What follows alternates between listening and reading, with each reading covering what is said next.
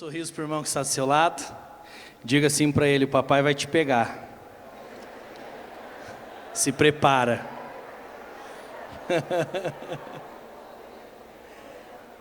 É bom nós podermos estar em uma conferência e eu creio que é uma crescente. Quantos já foram abençoados, né, nessa conferência que Deus fez ontem na sua vida? Quantos já foram abençoados?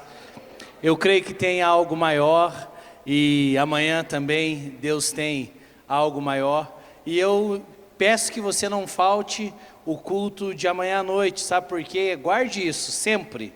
O melhor vinho fica para o final da festa, tá bom? Então guarde isso, sempre o melhor vinho. Então vocês estão numa crescente desde sexta. Eu garanto a vocês que o melhor vinho vai ser no domingo à noite. O melhor vinho fica por final da festa, tá bom? Então guarde isso no seu coração e hashtag fica a dica, tá bom? Eu quero ministrar ao teu coração algo que, essa palavra, ela foi gerada no nosso dia a dia. Os pregadores dizem que uma palavra que é preparada na mente, toca a mente das pessoas. Uma palavra que é preparada no coração, ela toca o coração das pessoas. Essa noite eu quero falar sobre algo que foi gerado no coração, no meu coração e no seio da nossa família. Eu quero falar sobre votos secretos. Ai, ai, ai, ai, ai, ai, ai. Quem aqui, quando era pequeno, adolescente, né, já ouviu aquela expressão assim: não vá em culto da bleia, porque em culto da bleia eles revelam. Não vá em círculo de oração. E quando a gente estava naquela fase assim, meio perdido, meio na igreja, meio no mundo, dava medo de conferência profética. Porque vai que eu vou numa conferência profética e o cara revela o que está acontecendo comigo. A verdade, queridos, é que cada um de nós temos coisas secretas que nós guardamos lá no nosso coração. E a Bíblia, quando fala a respeito da profecia, e ontem nós aprendemos sobre o profeta Samuel, que foi um dos grandes profetas, ao ponto que a Bíblia diz, as pessoas diziam a respeito dele, que nenhuma das suas palavras caía por terra. E o meu desejo é que nessa casa, nessa igreja, surjam profetas como Samuel, que quando falam, a sua palavra não cai por terra. Não porque a palavra é tua, mas porque da tua boca sai a palavra do Senhor. E ontem aprendemos então um pouquinho sobre isso. Mas quando Paulo ele está ensinando lá em 1 Coríntios sobre os dons espirituais, e ele está falando sobre o orar em línguas, e ele diz assim: eu louvo a Deus porque eu oro em línguas mais do que todos vocês. Então guardem isso, Paulo ele não estava dizendo que não deveria ter as línguas, até porque ele diz: eu sou o que entre vocês mais ora em línguas. Mas aí ele está trabalhando uma ordem de culto. Ele diz assim: então se entrar um descrente no meio de vocês, e todos vocês estiverem orando em línguas naquele momento, eles vão pensar que vocês são loucos. E eu posso dizer que eu já provei isso. A primeira vez que eu entrei numa igreja, eu estava andando de bicicleta na rua, e menino, e eu inventei de entrar na igreja quadrangular. Deixei minha bicicleta e subi e entrei, ver como é que era. Falei, deixa eu ver como é que é esse negócio. Sabe aquelas coisas bem de menino, né? E tinha uma irmã orando em línguas atrás de mim, meu irmão. E ela fazia assim, gente, me arrepiava a espinha. Sabe, quando arrepia o corpo inteiro.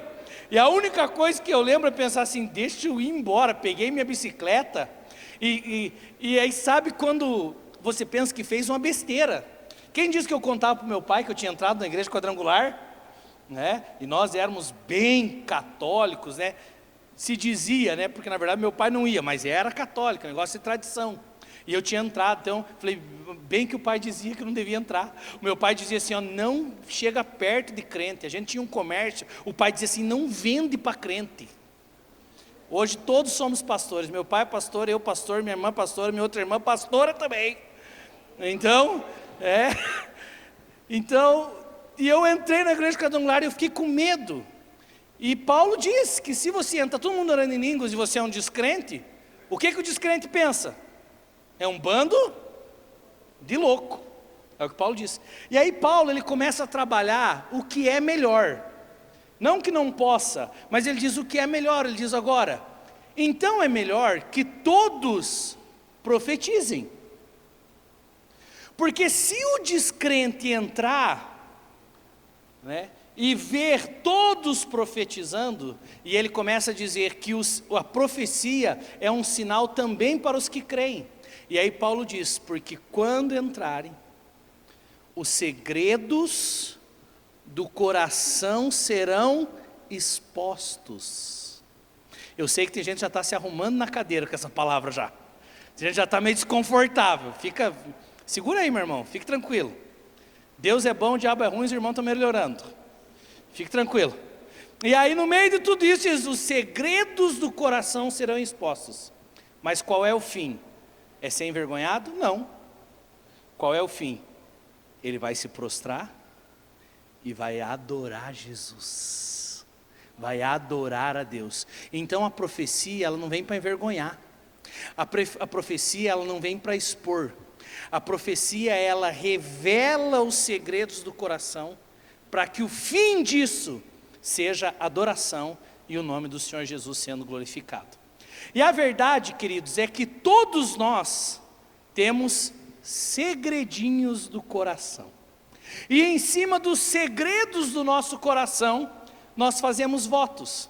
E geralmente esses votos, eles são velados, eles são secretos. É bem interessante até essa questão de voto secreto e voto aberto. Vamos pensar na política. Vocês já perceberam que tem momentos que eles ficam brigando para saber se aquela sessão vai ser voto aberto ou voto secreto? Me diga, por que faz isso? Por que o voto aberto, quando é mais polêmico, o que geralmente os políticos querem? Que o voto seja secreto. Porque aí eu voto dentro daquilo que eu creio e não me comprometo. Agora, quando o voto é aberto, tem gente que não vota segundo aquilo que crê. Vota segundo a pressão, segundo a situação da população, o clamor do povo.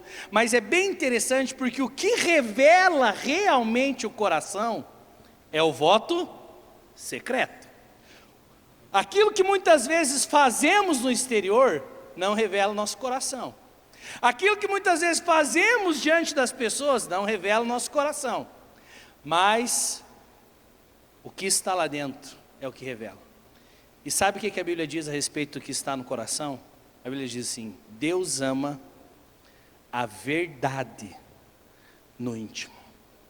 Então, se existe qualquer mentira no teu coração, qualquer mentira, engano no teu interior, esta noite, por causa da palavra profética que será liberada nessa reunião, as mentiras do nosso coração serão removidas. A verdade da palavra, ela vai ser entronizada no nosso coração. E qual é o fim disso? O Senhor Jesus glorificado, adorado. Não estamos aqui por causa de ninguém, por causa de homem algum. Estamos aqui por Ele, porque dEle, por Ele, para Ele são todas as coisas. Abra comigo no livro de Gênesis, no capítulo 12. Gênesis capítulo 12.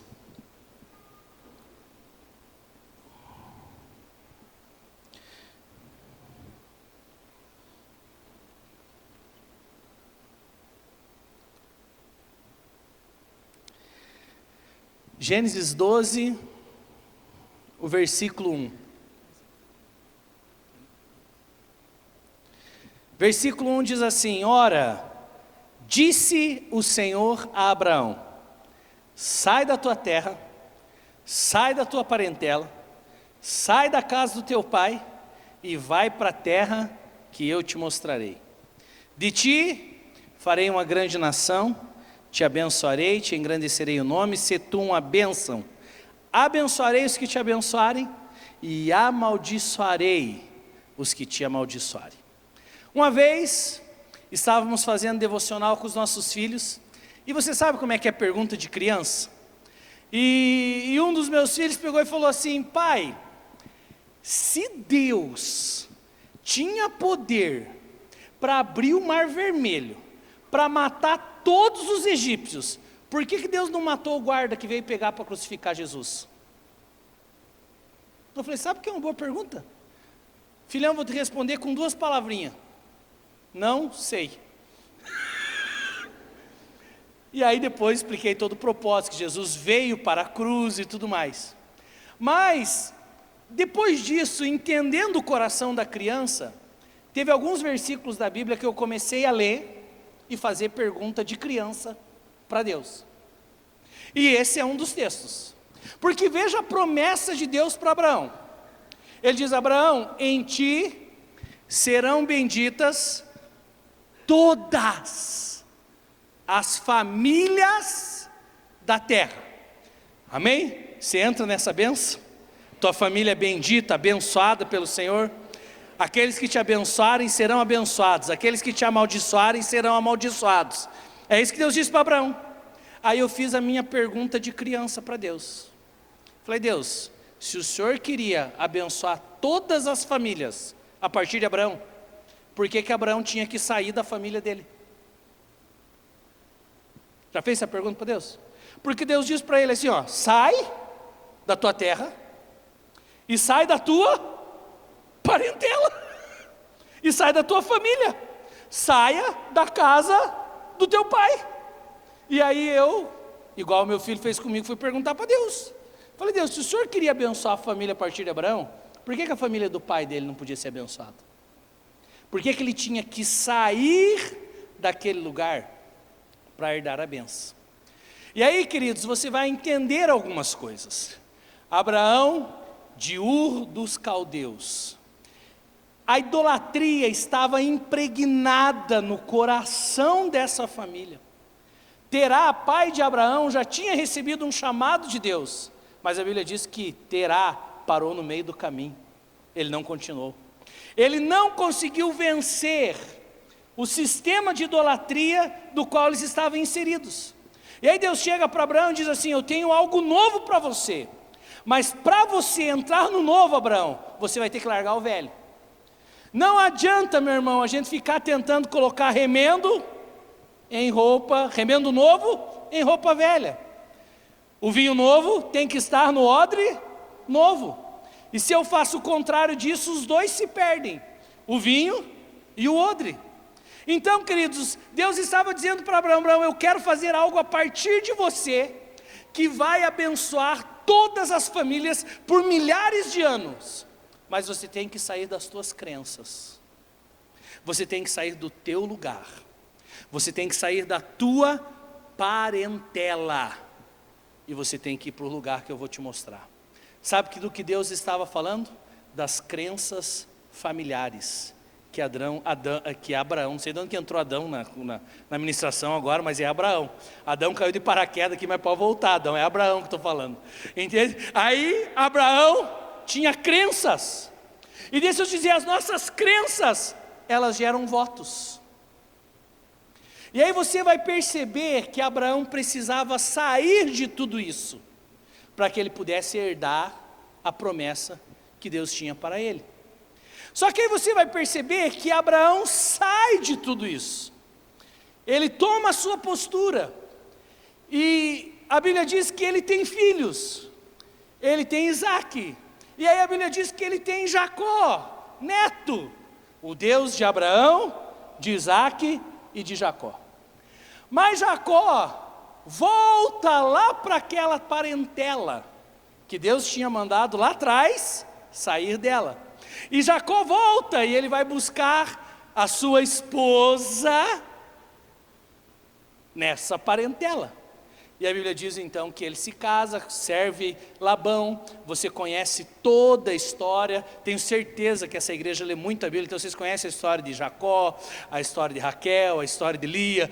Trabalhou 7 anos, depois de ele trabalhar mais 7 anos, ô homem apaixonado, né?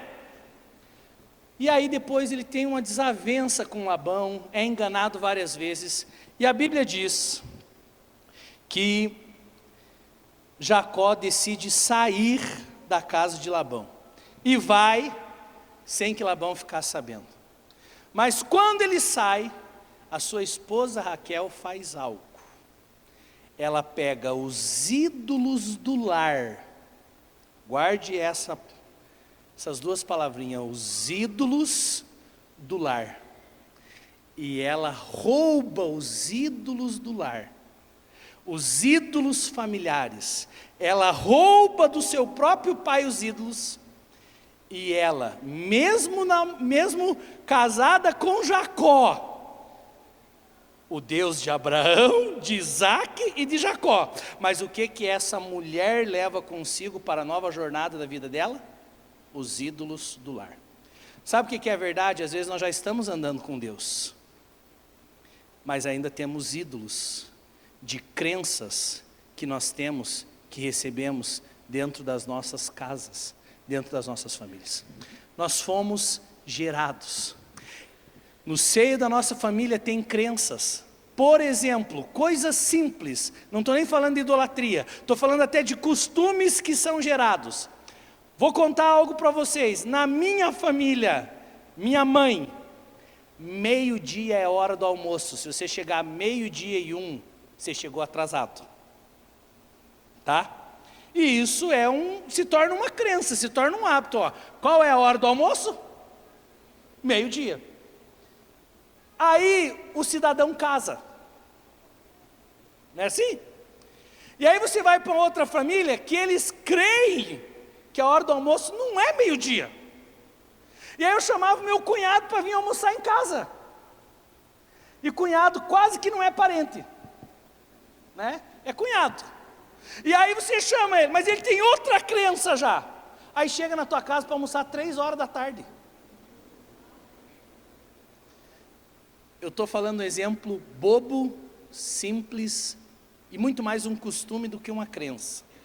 Mas a verdade é que essas situações moldam o nosso dia a dia, e deixa eu te dizer, casamentos e famílias estão sendo destruídos por causa de crenças familiares, porque a partir de uma crença familiar eu gero um voto, e quando um voto entra no meu coração, eu começo a agir dessa forma. Casamentos foram destruídos por besteiras, por crenças familiares, mas a crença, ela se torna um ídolo do lar.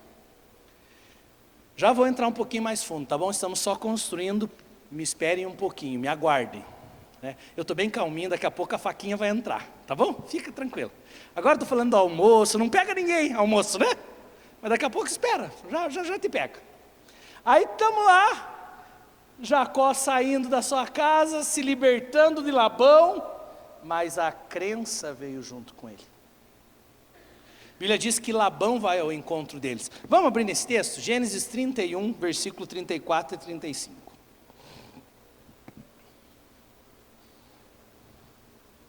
Gênesis 31, 34 e 35.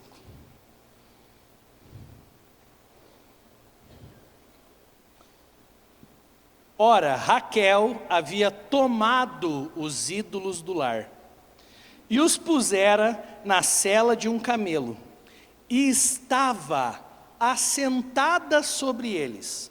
Apalpou Labão toda a tenda e não achou. Então disse ela a seu pai: não te agastes, meu senhor, por não poder eu me levantar-me na sua presença, pois me acho com a regra das mulheres. Ele procurou, e contudo não achou os ídolos do lar. Idolatria, meu querido, é algo muito sério. E o Salmo 115 diz que os ídolos, eles têm olhos, mas não veem. Tem boca, mas não falam.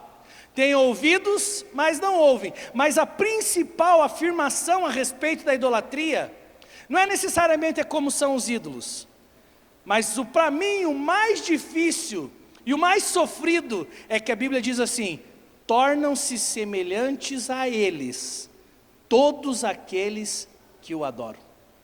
Ou seja, quando eu decido ir para um lugar de idolatria, eu tenho olho, mas eu não enxergo o reino espiritual.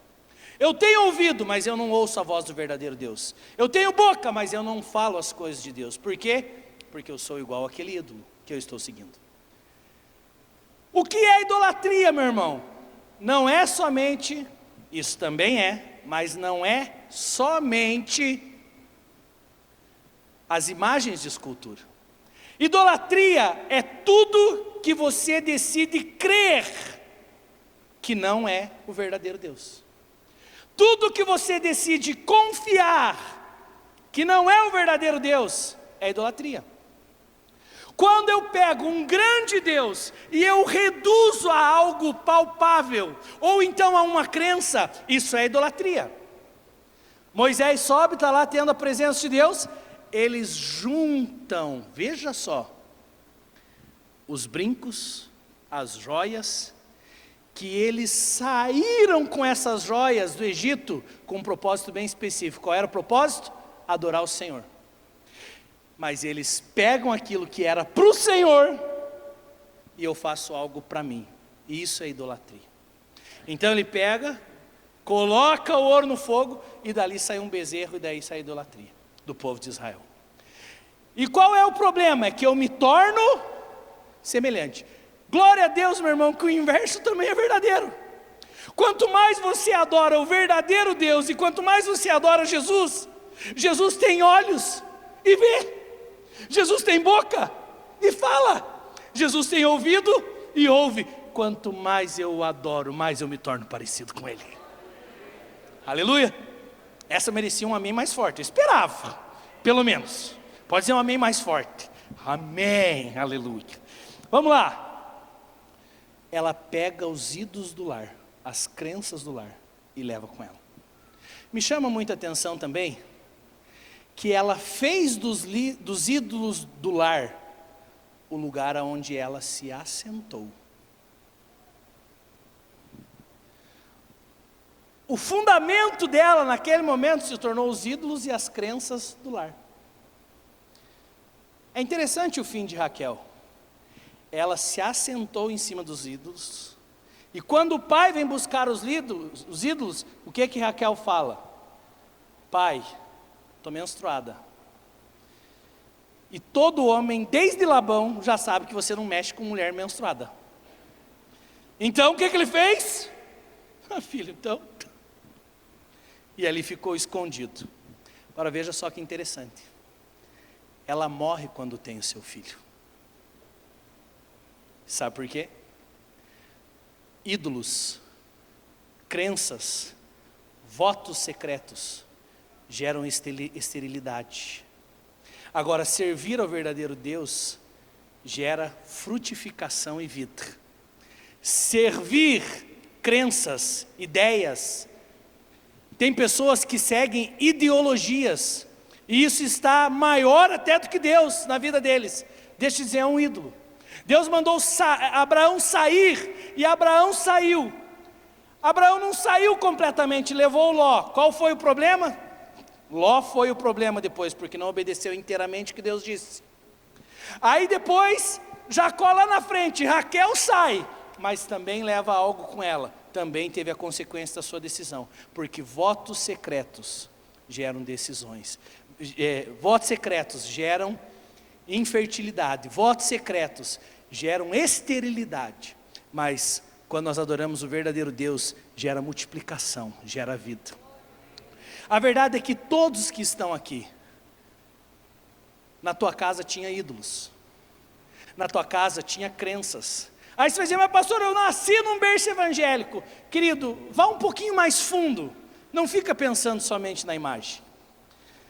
E aí eu quero contar um pouquinho da história da minha esposa. Minha esposa consagrada, desde pequena, na igreja Assembleia de Deus. Era daquelas meninas que dormia nos bancos da igreja, então sempre crente, sempre muito fiel.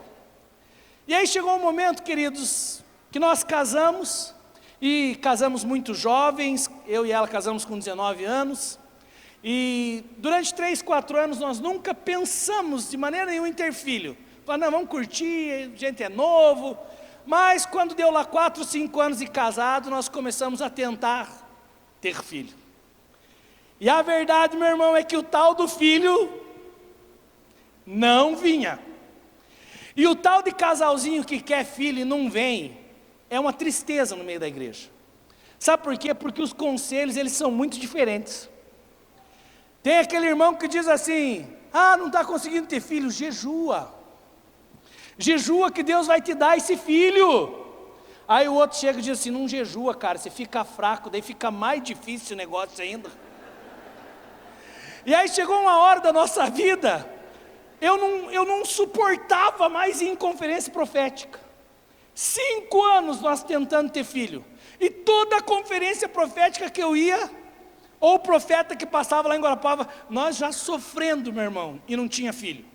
E o ruim é que quando você não tem filho, todo mês é uma tristeza, porque todo mês você gera expectativa, e quando vem a menstruação, chora, sofre. Mais um mês que Deus não me respondeu, por que é só comigo? E aquelas coisas que vão passando na cabeça da gente. E eu não aguentava mais ir em conferência. Teve uma época que eu falava assim: vem um profeta na igreja, o cara vai me chamar na frente e vai falar que Deus quer me dar um filho.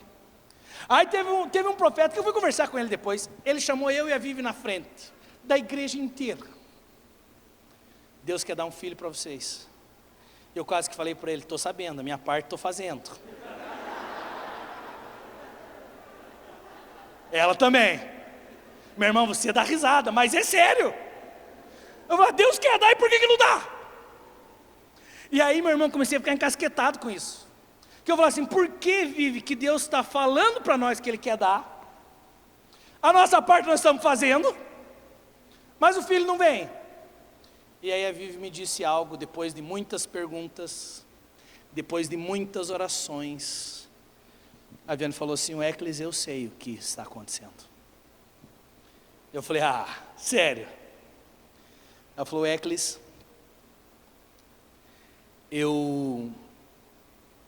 na minha infância, a minha esposa, ela sofria muito dentro de casa. E mesmo sendo uma casa de cristãos, que era diferente da minha família, mesmo sendo uma casa de crentes, tinha muita briga. E pessoas de autoridade amaldiçoavam muito ela. E sabe aquele negócio quando a criança faz uma coisa errada, a pessoa diz: quando você tiver filho, vai acontecer isso. Quando tiver filho, teu filho vai ficar doente. E várias vezes as pessoas de autoridade, no caso mais específico a mãe, lançava muita praga sobre ela, com relação aos filhos dela. E a verdade é que isso gerou uma crença na minha esposa. Ela falou: se a minha mãe fala tudo isso que vai acontecer com os meus filhos, e veja só como é sutil as coisas que nós recebemos no nosso lar, e elas moldam a nossa vida. Ela, lá na adolescência dela, um dia ela fez um voto secreto. Ela falou para Deus, ela falou: se minha mãe me amaldiçoa com os meus filhos, eu nunca terei filhos. E ela disse isso para Deus. E a verdade é que a crença, aquele ídolo do lar, ele se torna algo tão grande dentro da gente, que chegou uma hora que ela encontrava até texto bíblico para provar a crença dela. Quando eu comecei a mexer no interior da minha esposa, orava por ela, falava: amor, se Deus está falando através dos profetas, então Deus quer dar. Aí ela retrucava dizendo assim: o Eclis, a Bíblia diz, estamos vivendo os últimos dias, e ai das que estiverem grávidas nos últimos dias. Usava até texto bíblico, meu irmão. E aí eu percebi uma situação e eu falei: nós vamos precisar então buscar a Deus a respeito disso. Quantas vezes, quantas noites eu tive com a minha esposa orando com ela. E aí chegou um dia, queridos, que ela, depois de uma experiência forte com Deus que ela teve lá em Belo Horizonte, num momento de louvor, Deus falou com ela, e ela conseguiu remover aquilo do seu coração, aquela crença. Naquele mesmo mês, minha esposa engravidou. Hoje nós temos 2 filhos. Mas sabe qual é a verdade? Uma decisão emocional que virou uma crença, e se é uma crença, entrou no lugar de Deus, porque Deus queria nos dar filhos, mas a crença dela fazia com que a minha semente não fosse aceita no útero dela. Veja que sério isso. E a partir do momento que nós removemos aquela crença, porque aquela crença gerava infertilidade, aquela crença gerava esterilidade, mas quando a luz de Deus entrou no coração da minha esposa, a luz também entrou no útero, e naquele mesmo mês, ela engravidou. Nós já tínhamos ido em Curitiba, clínica de fertilidade, e aí isso me deixava mais grilado ainda na época, porque aí os médicos faziam o exame e diziam assim: você não tem nada. Virava para ela e dizia: você também não tem nada. E aí eu ia para o culto, dizia: Deus quer te dar. Eu falo: não, alguma coisa está errada.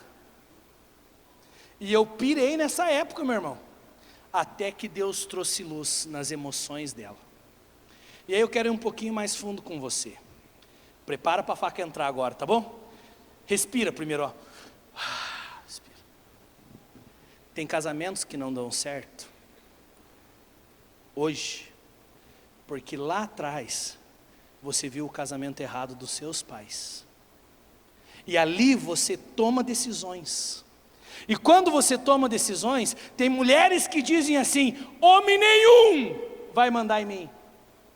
O que é isso? Uma decisão. Tem meninos que veem o pai chegando bêbado na casa e fazem votos secretos do seu coração, e dizem assim: quando eu crescer, um dia eu vou bater nesse homem, do mesmo jeito que ele bate na minha mãe. Hoje eu não posso com ele, mas quando eu crescer, eu vou poder. E aí cresce com ira, com raiva, com ódio. E aí deixa eu te perguntar: quem é o Deus dele? O ídolo. No nosso caso, gerou infertilidade. Tem pessoas que crescem com o ídolo da indiferença. Passou por tanta coisa ruim no lar, que o cara não sente nada. O cara não chora. Pode estar o maior mover do mundo, o cara não derrama uma lágrima. Sabe o que é isso, meu irmão? Um voto secreto que você tem. Às vezes dentro de uma crença que macho não chora. E a Bíblia diz: bem-aventurados os que choram. Eu passei por isso na minha vida, até o dia que Deus quebrou o meu coração. E pensa um cara chorão hoje. Sou eu, assistindo o Descende hoje lá no hotel. Quando eu vi, comecei a chorar. Pensei: estou chorando por quê?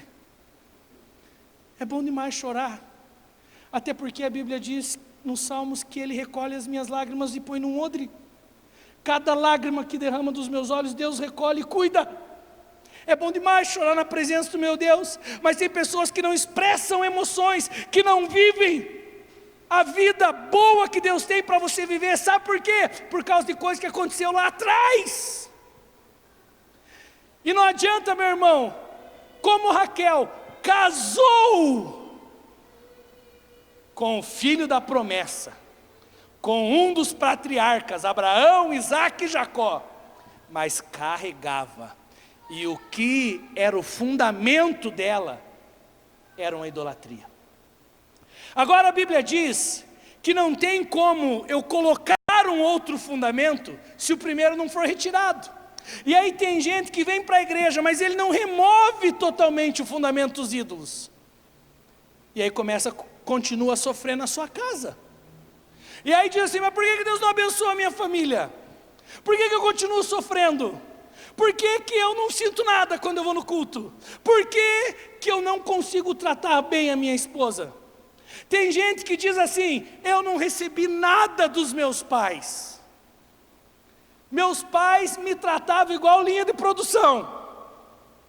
Nunca recebi um abraço, nunca recebi isso. E aí acha que isso é motivo para justificar que você não precisa fazer nada com os teus filhos. E deixa eu te dizer, isso não é motivo, meu queridão. Queridona, não é motivo. Sabe por quê? Porque a Bíblia diz que no momento que você se converteu, Romanos capítulo 5, o amor de Deus e o Espírito Santo foram colocados no seu coração. Se você não recebeu isso do seu pai aqui da terra, você recebeu isso do seu pai do céu. Mas a questão é o que você crê. Se você crê no verdadeiro Deus, você consegue liberar amor para os teus filhos e para a sua esposa, mesmo que você não tenha recebido dos teus pais. Mas se você crê nos teus pais e naquela crença familiar, estão entendendo? Se você crê naquela crença, aquilo se torna um ídolo. E aí você vira, perdão, né? Eu vou falar mais educado, para não te magoar. Aí você vira esse grosso lá na sua casa. Mas sabe por quê? Porque a gente diz assim: eu recebi assim. E aí aquele negócio vem: eu nasci assim, cresci assim, vou morrer assim. Mas quando a gente chega num ambiente profético, os votos secretos são revelados. Se é uma crença de idolatria, isso é removido. E no final, o Senhor Jesus é adorado e glorificado. Quando num momento de louvor, a minha esposa falou assim: eu não vou crer mais nas maldições que minha mãe lançava sobre mim. Eu vou crer que tem um Deus que pode cuidar dos meus filhos. Eu vou crer que tem um Deus que me ama, independente do que as pessoas falavam para mim. Tem pessoas, deixa eu te dizer, sabe por que tua vida não avança? Porque você crê mais do que as pessoas falaram de você, que você não ia avançar, que nada ia dar certo na tua vida. Tem gente que diz assim: para mim tudo é mais difícil, e isso gera uma crença. Se gera uma crença, é um ídolo, e Deus não pode agir nisso, porque Deus não se move no meio da idolatria, meu irmão. Mas quando eu removo o altar de idolatria, o verdadeiro Deus se manifesta. E aí, talvez essa noite, algumas pessoas que estão sentadas sobre algumas crenças, como Raquel, meu irmão, minha irmã, deixa eu te dizer, isso gera esterilidade na sua vida. Tem gente que viu os seus familiares perderem tudo. Tinham posses, tinham os bens e perderam tudo. E depois disso, isso gera uma crença em você, aonde você pensa assim: eu nunca vou ter mais nada, e tudo que a gente tem, se chegar a ter, eu vou perder. O que isso vira? Um ídolo. E aí quando escuta a palavra de Deus dizendo: o meu Deus, segundo as riquezas da sua glória, há de suprir cada uma das suas necessidades, as riquezas das nações serão depositadas aos teus pés. Você entende, querido? Deixa eu te dizer, aquilo que você crê, você atrai para você. Guarde isso, aquilo que você crê, você atrai para você. No meu caso, da minha família, minha esposa tinha decidido acreditar muito mais na maldição da mãe dela, e ela achava que se realmente tivesse filhos, os nossos filhos sofreriam. E aquilo se tornou um ídolo, mesmo estando na igreja. E deixa eu dizer para vocês, eu estou resumindo uma história de 6 anos tentando ter filho. Todos os meses sofrendo, chorando, orando. E deixa eu te dizer, se você não remove o ídolo, você pode estar na igreja, mas se o trono onde você se assenta, o fundamento, é o ídolo, você precisa remover e entronizar Jesus ali naquele lugar. Quando minha esposa falou: eu decido crer no meu Deus que pode cuidar dos meus filhos, naquele mês ela engravidou. Eu sinto pelo Espírito de Deus, alguns votos secretos serão removidos aqui esta noite.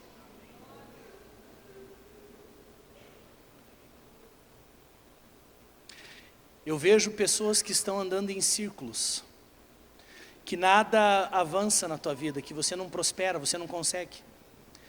Você já teve empregos que você ganhou muito bem, e mesmo assim, sempre no final do mês não tinha recurso, não tem dinheiro, mesmo ganhando muito bem. Você tem uma crença no seu coração, que você nunca vai conseguir juntar, que sempre vai faltar para você. Essa noite o Senhor vai remover isso do seu coração.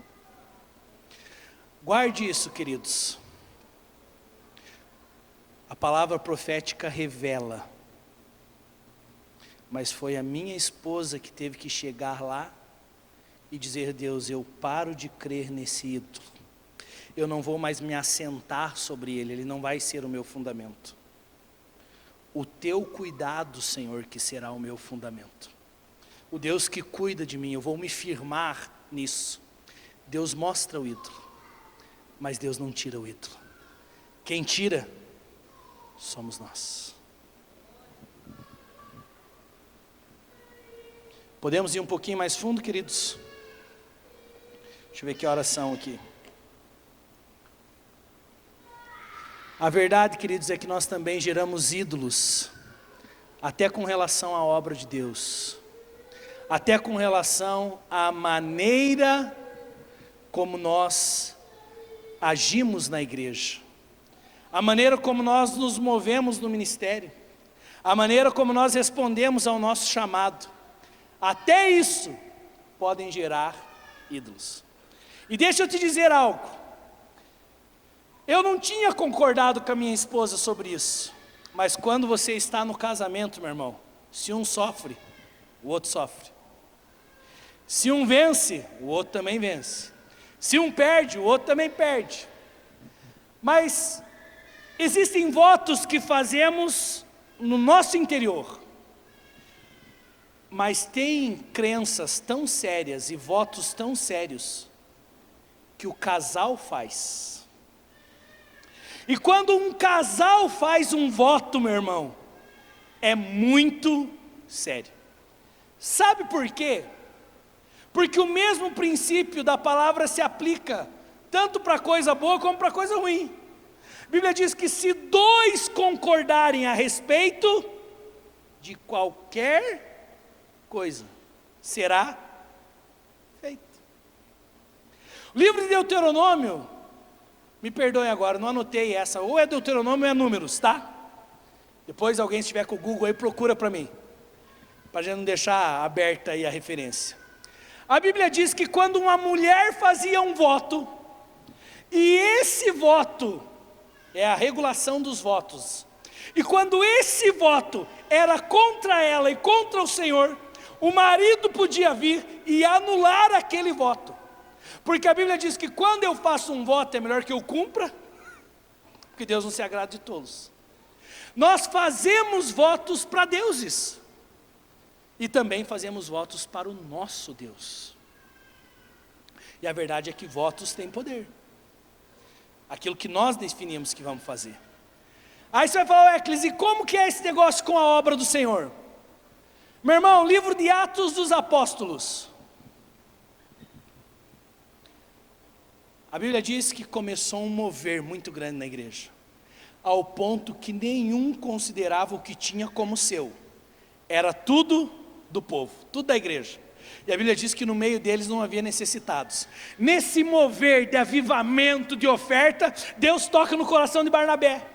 Barnabé vai lá, vende a propriedade, traz e coloca aos pés dos apóstolos. E você já viu inveja de oferta? É o que aconteceu aqui.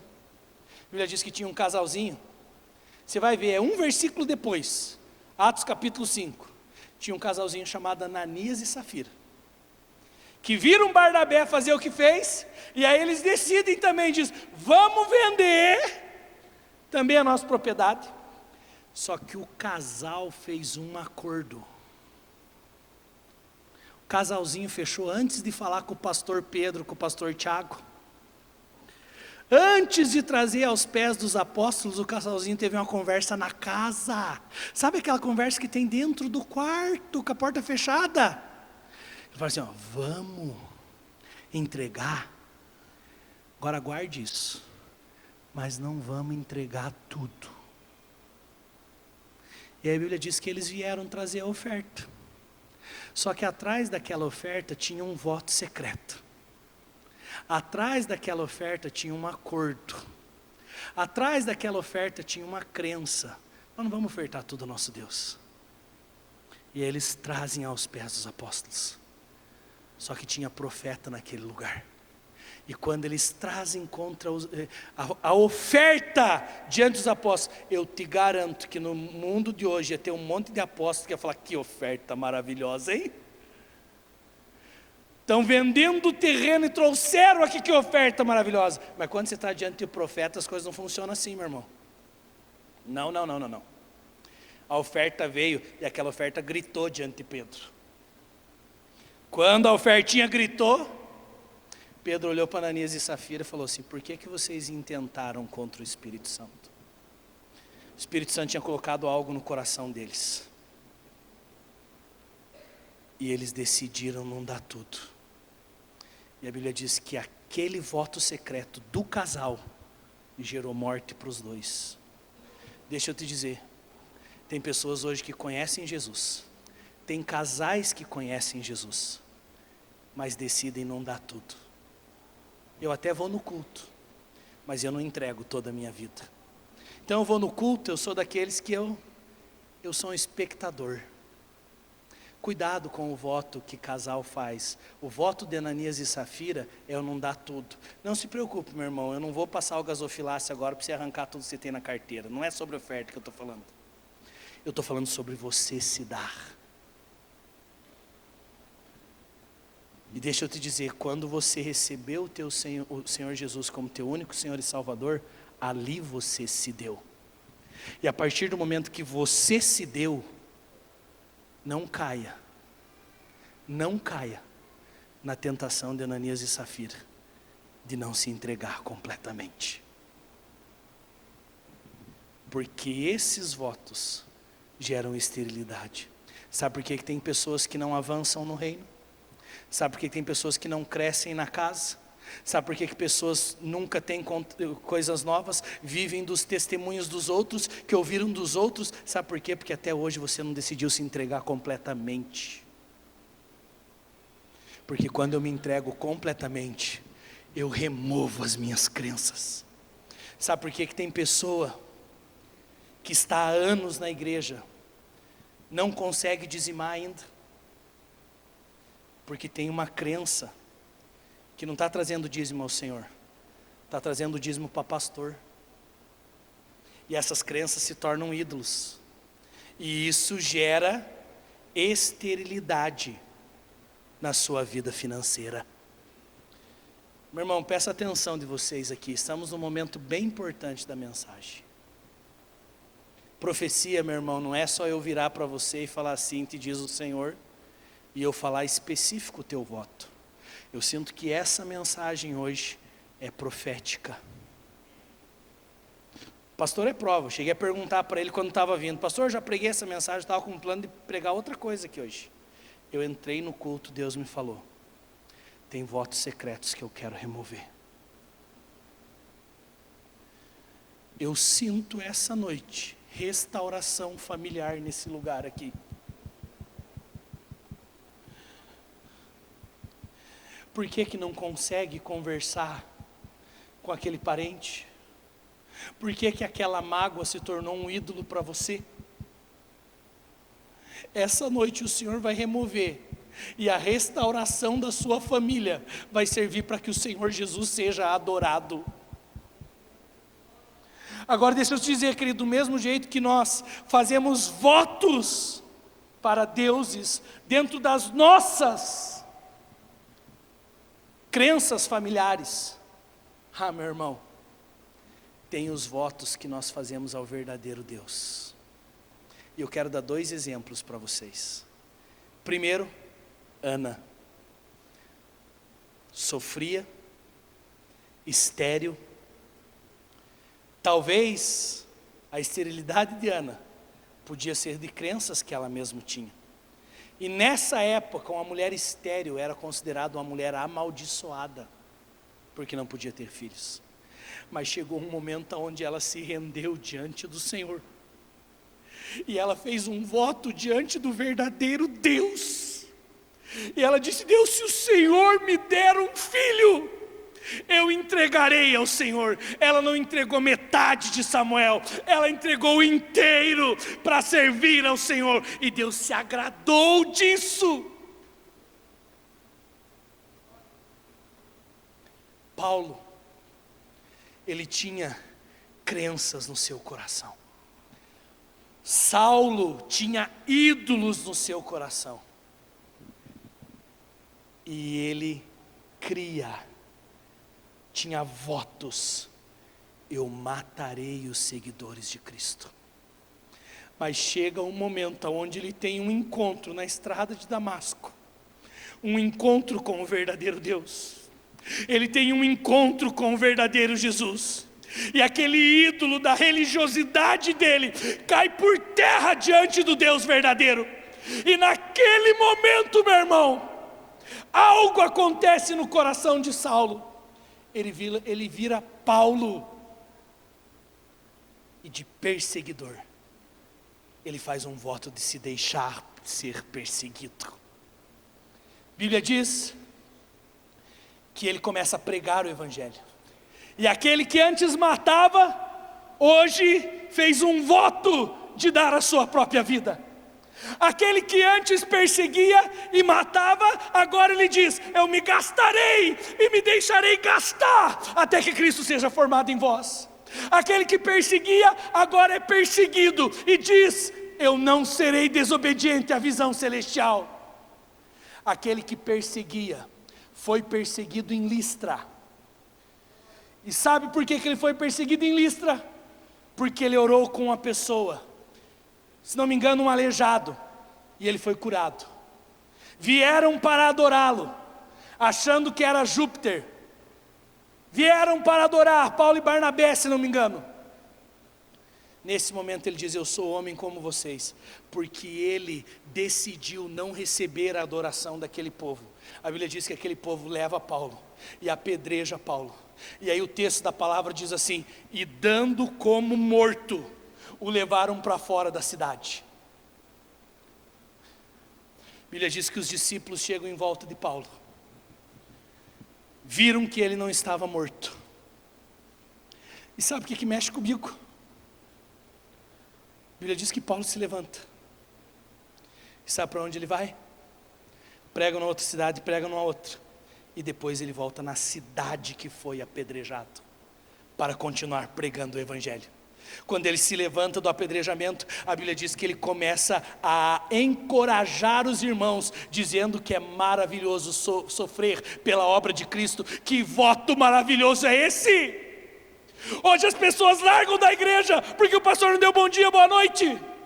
Hoje as pessoas largam do caminho do Senhor por causa de uma situação com o irmão. Se foi o irmão que errou com você, Deus não errou. Mas a verdade é que nós temos votos no nosso coração. Agora eu digo: Deus, eu preciso aprender com Paulo. Como é que pode o homem ser apedrejado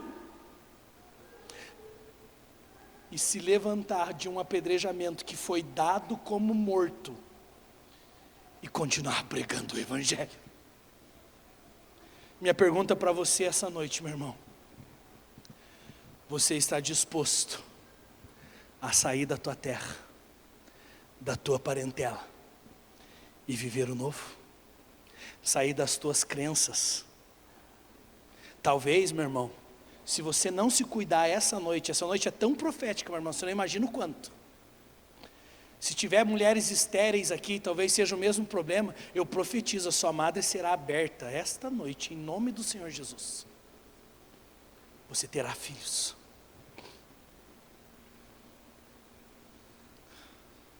Você terá filhos.